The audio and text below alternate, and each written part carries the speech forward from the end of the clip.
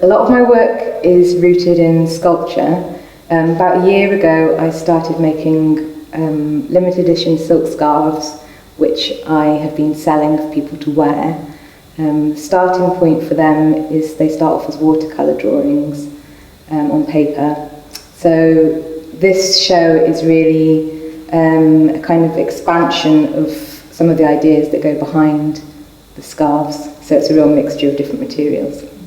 A lot of artwork that I tend to be drawn to is often quite lightweight in its physical properties. So, for example, colour black, or artists who work with quite translucent materials. The subject of a lot of my drawings tends to be a kind of motif which might relate to the body. So I've got a lot of drawings of hands, mouths. Recently I've been doing drawings from Tinder, internet dating. So I've been doing drawings of people's bottoms. And yeah, I guess a lot of the materials I use are quite fluid as well. So I use a lot of gouache and I water it down so it's like watercolour.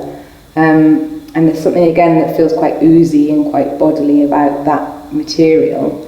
So sometimes my designs are quite abstract, but the material perhaps has a feeling about it, even if it's not illustrative of something in particular. So this work that I'm showing at the NGCA is quite an experiment. It was really thinking about the way that I organise images in my studio, and thinking of things without a hierarchy. So I might have images of artworks by other artists, images from magazines, notes which I've written.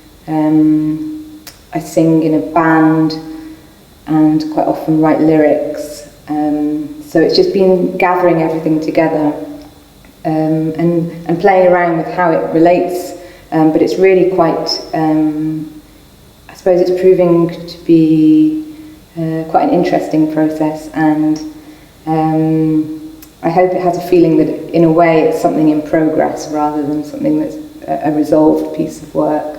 When I see them when they're draped on, say, a chair or over a banister, I like that they sort of look like drawings which have melted a little bit.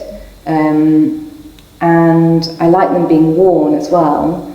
But for me it's more interesting, for example, when you might take something off at the end of the day and it might be discarded, but then I'm quite interested in this interplay between things being accidentally casual and purposefully. So if you were looking in the window of a shop, things are often displayed to look as if there's been a human element, but done in quite a considered way. So